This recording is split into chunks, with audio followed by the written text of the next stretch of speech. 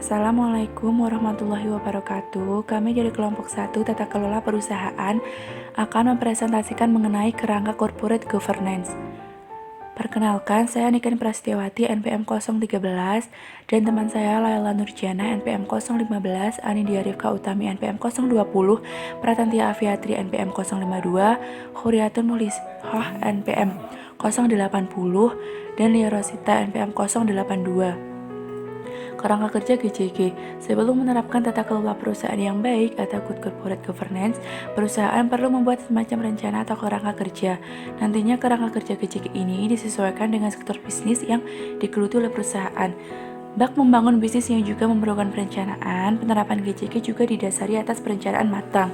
Penyusunan kerangka kerja GCG inilah yang menjadi bagian perencanaan sebelum mulai menerapkan GCG di sebuah perusahaan. Hal ini penting guna menghindari perusahaan dari kesalahan fatal di kemudian hari yang dapat mengganggu keberlangsungan perusahaan itu sendiri. Oleh sebab itu, kerangka kerja GCG sebaiknya tersusun secara detail dan sistematis. Contoh kerangka kerja GCG, yaitu Rapat Umum Pemegang Saham. RUPS ini bertujuan antara lain untuk mendapatkan persetujuan dari pemegang saham serta penunjukan akuntan publik. RUPS sebagai organ perusahaan merupakan wadah para pemegang saham untuk mengambil keputusan penting yang berkaitan dengan modal yang ditanam dalam perusahaan dengan memperhatikan ketentuan anggaran dasar dan peraturan perundang-undangan. Keputusan yang diambil dalam RUPS harus didasarkan pada kepentingan usaha perusahaan dalam jangka panjang. Beberapa contoh pedoman pokok pelaksanaan, yaitu satu, pengambilan keputusan RUPS harus dilakukan secara wajar dan transparan dengan memperhatikan hal-hal yang diperlukan untuk menjaga kepentingan usaha perusahaan dalam jangka panjang, termasuk tetapi tidak terbatas pada anggota Dewan Komisaris dan direksi yang diangkat dalam RUPS harus terdiri dari orang-orang yang patut dan layak atau fit and proper bagi perusahaan. B. Dalam mengambil keputusan menerima atau menolak laporan Dewan Komisaris dan Direksi, perlu dipertimbangkan kualitas laporan yang berhubungan dengan GCG. Kemudian yang C, bagi perusahaan yang memiliki komite audit, dalam menerapkan auditor eksternal harus mempertimbangkan pendapat komite tersebut. RUPS harus diselenggarakan sesuai dengan kepentingan perusahaan dengan memperhatikan anggaran dasar, peraturan perundang-undangan, serta dengan persiapan yang memadai sehingga dapat mengambil keputusan yang sah. Untuk itu, 1. Pemegang saham diberikan kesempatan untuk mengajukan usul mata acara RUPS sesuai dengan peraturan perundang-undangan. 2. Panggilan RUPS harus mencakup informasi mengenai mata acara, tanggal, waktu, dan tempat RUPS. 3. Bahan mengenai setiap mata acara yang tercantum dalam panggilan RUPS harus tersedia di kantor perusahaan sejak tanggal panggilan RUPS, sehingga memungkinkan pemegang saham berpartisipasi aktif dalam RUPS dan memberikan suara secara bertanggung jawab. 4. Penjelasan mengenai hal-hal lain yang berkaitan dengan mata acara RUPS dapat diberikan sebelum atau pada saat RUPS berlangsung.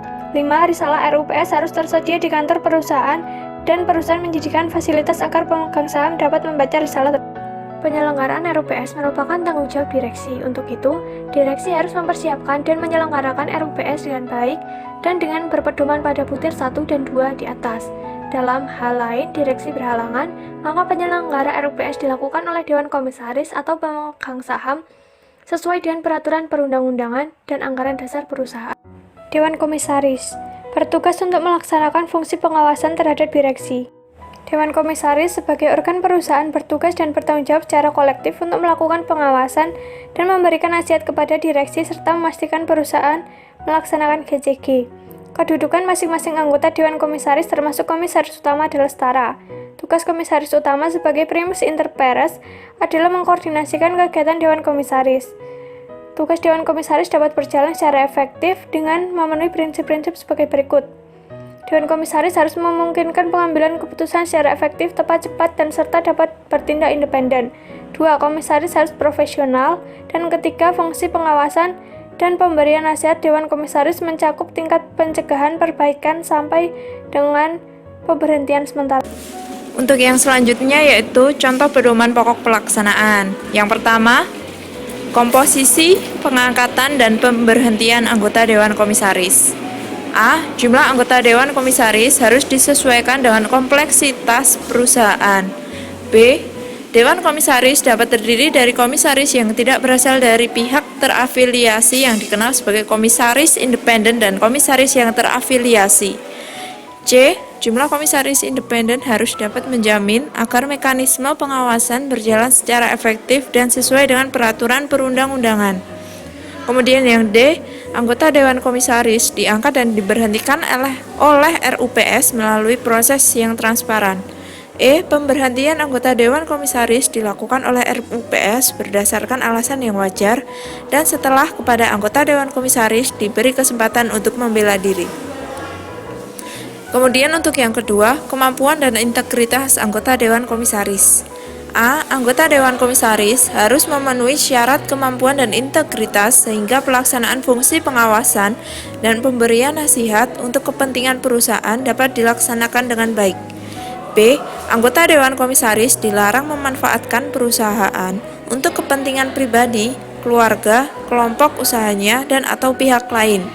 Kemudian yang C, anggota Dewan Komisaris harus memahami dan mematuhi anggaran dasar dan peraturan perundang-undangan yang berkaitan dengan tugasnya.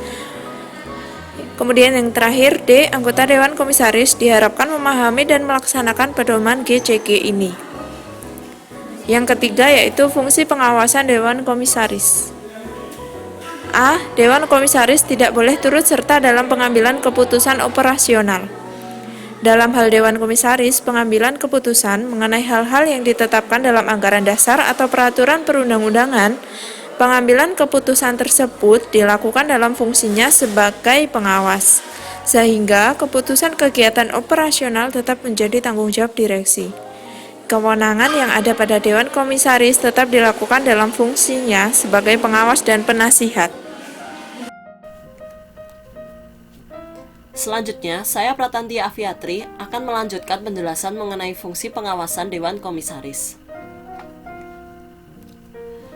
B. Untuk kepentingan perusahaan, Dewan Komisaris dapat mengenakan sanksi kepada anggota direksi. C. Dalam hal terjadi kekosongan dalam direksi maupun dalam keadaan tertentu, sebagaimana ditentukan oleh peraturan perundang-undangan dan anggaran dasar, untuk sementara Dewan Komisaris dapat melaksanakan fungsi direksi. D. Dalam rangka melaksanakan fungsinya, anggota Dewan Komisaris baik secara bersama-sama dan atau sendiri-sendiri berhak mempunyai akses dan memperoleh informasi tentang perusahaan secara tepat waktu dan lengkap. E. Dewan Komisaris harus memiliki tata tertib dan pedoman kerja atau charter sehingga pelaksanaan tugasnya dapat terarah dan efektif serta dapat digunakan sebagai salah satu alat penilaian kinerja mereka. F. Dewan Komisaris dalam fungsinya sebagai pengawas menyampaikan laporan pertanggungjawaban pengawasan atas pengelolaan perusahaan oleh direksi dan dalam rangka memperoleh pembebasan dan pelunasan tanggung jawab dari RUPS. Yang terakhir adalah dalam melaksanakan tugasnya, Dewan Komisaris dapat membentuk komite. Usulan dari komite disampaikan kepada Dewan Komisaris untuk memperoleh keputusan. Direksi diharuskan menjalankan tugasnya secara profesional dan memenuhi sistem serta prosedur yang telah ditetapkan sesuai dengan anggaran dasar perusahaan. Kemudian komite dibentuk oleh Dewan Komisaris. Tugasnya adalah untuk memenuhi ketentuan yang berlaku. Komite bisa bermacam-macam seperti komite audit, komite remunerasi, dan lain-lain. Komite audit bertugas untuk membantu Dewan Komisaris untuk memastikan bahwa A. Laporan keuangan disajikan secara wajar sesuai dengan prinsip PABU. Kemudian struktur pengendalian internal perusahaan telah dapat dilaksanakan dengan baik. Dan yang ketiga adalah pelaksanaan audit internal maupun eksternal telah dilaksanakan sesuai dengan standar audit yang berlaku. Dan tugas-tugas tersebut dapat disimpulkan bahwa RUPS, Dewan Komisaris, dan Direksi memegang peranan vital dalam sebuah penerapan prinsip-prinsip GCG. Maka, RUPS, Dewan Komisaris, dan Direksi disebut sebagai organ utama corporate governance. Menurut Basilius Ruru, efektivitas peran dan fungsi organ utama di sebuah perusahaan merupakan kata kunci yang menjadi penentu sukses atau tidaknya implementasi GCG. Oleh karena itu, penting untuk membangun struktur atau mekanisme governansi organ utama di sebuah perusahaan sehingga organ utama dapat menjalankan fungsinya sesuai dengan ketentuan yang berlaku. Penentuan Dewan Komisaris dan Direksi dilakukan melalui RUPS. Meski begitu, Dewan Komisaris dapat menggantikan direksi sementara waktu dalam situasi tertentu. Dalam menjalankan tugasnya, organ utama ini dibantu oleh organ-organ pendukung, yang mana tersebar di Dewan Komisaris, misalnya Komite Komisaris. Selain itu, organ pendukung juga ditempatkan di tingkatan direksi atau manajemen. Contohnya, komite-komite direksi, sekretaris perusahaan, SPI, dan divisi compliance. Yang jelas, organ pendukung ini harus dibentuk dengan mempertimbangkan atau berdasarkan kompleksitas bisnis yang dihadapi oleh suatu perusahaan. Kerangka kerja implementasi ini juga perlu didukung dengan pedoman, piagam, kebijakan, dan prosedur atau SOP. Ketiganya ini harus ditaati baik organ utama, organ pendukung, maupun seluruh sumber daya manusia atau SDM. Code, charter, dan SOP ini merupakan acuan dalam menjalankan tugas dan fungsi organ utama, organ pendukung, dan segenap SDM di perusahaan tersebut. Satu hal terpenting ialah setiap organ harus memiliki independensi ketika melaksanakan tugas dan tanggung jawabnya masing-masing, semata-mata demi kepentingan perusahaan. Sekian presentasi dari kelompok kami, kurang lebihnya kami mohon maaf. Wassalamualaikum warahmatullahi wabarakatuh.